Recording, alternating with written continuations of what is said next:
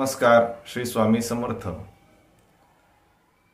दीपज्योती परब्रह्म दीपज्योती जनार्दनः दीपो हरति पापाणि संध्या दीपो नमोस्तुते.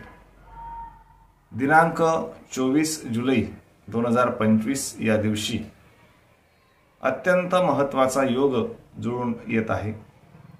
या दिवशी दीपामावस्या येत असून याच दिवशी अत्यंत प्रभावी असा गुरुपुष्यामृत योग येणार आहे. आणि या दिवशी दिव्यांच्या अमावस्येसोबत दिव्यांच्या पूजेसोबत आपल्याला गुरुपुष्यामृत योगाचा सुद्धा अत्यंत चांगल्या प्रकारे लाभ घ्यायचा आहे. या दिवशी आपण सोनं खरेदी करणे, नवीन वस्तू खरेदी करणे अशा गोष्टी कराव्या किंवा करू नये अशा संभ्रमात असाल तर आज मी आपल्या शंकांचं निरसन या ठिकाणी करणार आहे. त्याच प्रकारे या दिव्यांच्या अमावस्येला आपण कशा प्रकारे दिव्यांची पूजा करावी, दिव्यांच्या पूजेचं महत्त्व काय, त्याच प्रकारे या दिवशी आपल्या घरातील लहान मुलांना मुलींना कोणत्या दिव्यांनी ओवाळावे, त्या दिव्यांमध्ये कोणत्या प्रकारचं तेल वाती आपण वापराव्यात, त्याच प्रकारे दिव्यांच्या पूजनासाठी आपण कशा प्रकारे त्यांची आरती करावी किंवा कोणत्या दिव्यांनी त्यांना ओवाळावे हे सुद्धा या व्हिडिओमध्ये आपण समग्र माहितीसह पाहणार आहोत. दीप अमावस्या.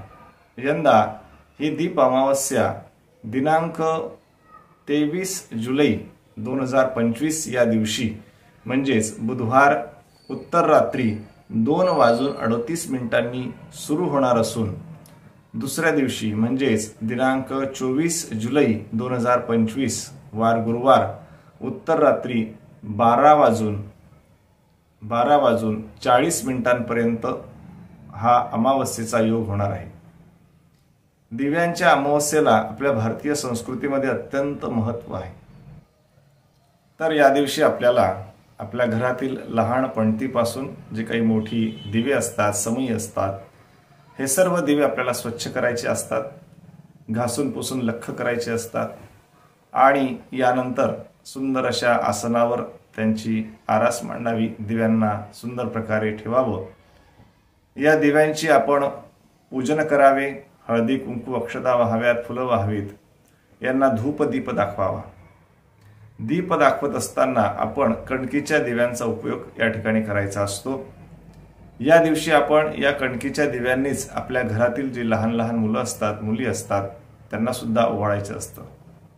या कणकीच्या दिव्यांनी ओवाळल्याने आपल्या घरातील मुलांचे आयुष्य वाढते, त्यांच्यात असलेला चिडचिडेपणा कमी होतो, मन एकाग्र होतं, बुद्धी स्थिर होते, बुद्धीत वाढ होते आणि यामुळे त्या लहान मुलांना आपण या दिवशी नक्कीच ओवाळलं पाहिजे.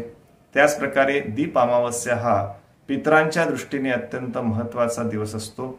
या दिवशी आपण जर घरामध्ये तर्पण केलं तर या आपल्या घरातील पितरांना मोक्ष प्राप्त होते, मुक्ती प्राप्त होते, पितरांचा आशीर्वाद आपल्याला लाभतो. त्यामुळे या दिवशी आपण नक्कीच तर्पण आदी विधी करणं आवश्यक असतं. या दिवशी आपण कणकीचा दिवा आपल्या घरातील माठाजवळ सुद्धा लावणं आवश्यक असतं, जेणेकरून आपल्या पितरांचा आशीर्वाद आपल्याला प्राप्त होतो. त्याच प्रकारे या दिवशी दीप अमावस्येला गताहारी अमावस्या असेही म्हणतात. या दिवशी आपण कोणत्याही प्रकारचा मांसाहार, धूम्रपान आदी दारूची व्यसनं टाळली पाहिजेत, दारू पिणं टाळलं पाहिजे, मद्यपान टाळलं पाहिजे. कोणत्याही प्रकारचा गटारी अमावस्या या दिवशी म्हटलं जात नाही. कृपया मी आपल्या सर्व चॅनल बघणाऱ्या आपल्या श्रोत्यांना सांगू इच्छितो की या अमावस्येला कोणत्याही प्रकारचं मांसाहार, मद्यपान करू नका. या दिवशी आपल्या दिवसापासून श्रावण मासाचा आरंभ होणार असतो. या दीप अमावस्येच्या दुसऱ्या दिवसापासून श्रावण मासाचा आरंभ होत असतो आणि श्रावण मासामध्ये आपल्याला सर्वांना माहिती आहे की पावसाचं पर्जन्यमान वाढलेलं असतं, पाऊस वाढलेला असतो आणि त्यामुळे आपोआपच आपल्या शरीराची पचनशक्ती कमी झालेली असते. पचनशक्ती कमी झाल्यामुळे मांसाहार आदी आपण टाळला पाहिजे, जेणेकरून आपलं आरोग्य उत्तम राहील, कुठल्याही प्रकारचा आपल्याला त्रास होणार नाही. आणि म्हणून या दिवसापासून उलट आपण संकल्प करूया की आपण मांसाहार टाळूया. त्याच प्रकारे या दिवशी आपण जे गुरुपुष्यामृत हा योग येणार आहे, तर या दिवशी आपण अत्यंत महत्त्वाचा योग गुरुपुष्यामृत या दिवशी आपण नवीन वस्तूंची खरेदी करत असतो, सुवर्ण सोनं आदी खरेदी करत असतो। तर हा सुवर्ण खरेदीचा योग जो आहे, साधारणतः संध्याकाळी आपण हा सोनं खरेदी किंवा नवीन वस्तू खरेदीचा या ठिकाणी करू शकतो।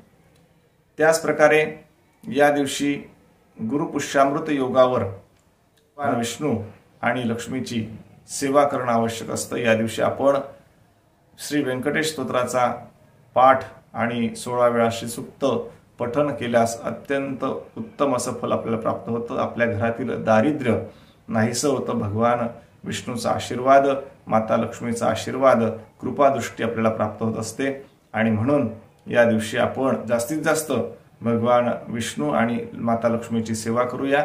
त्याच प्रकारे दिव्यांची पूजन करून आपल्या घरातील लहान जी मुलं असतात त्यांना सुद्धा आपण ओवाळणं आवश्यक असतं, पितरांची सेवा करणं सुद्धा आवश्यक असतं।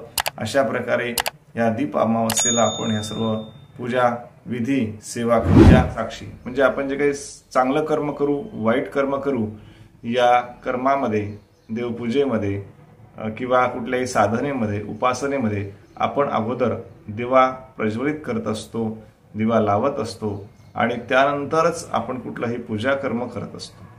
आणि म्हणून दिव्याच्या साक्षीने आम्ही हे कर्म करत आहोत, देवा तू आम्हाला प्रसन्न हो, अशा प्रकारची प्रार्थना या ठिकाणी आपण करत असतो। दीपज्योती जनार्दनः, साक्षात भगवान विष्णूचं स्वरूप या दिव्याच्या ज्योतीला मांडलेलं आहे। शुभं करोतु कल्याणम, आरोग्यम धनसंपदा, शत्रुबुद्धी विनाशाय, दीपज्योती नमोस्तुते। अशा या दिव्यांच्या अमावस्येला आपल्याला सर्वांना शुभेच्छा। धन्यवाद। श्री स्वामी समर्थ।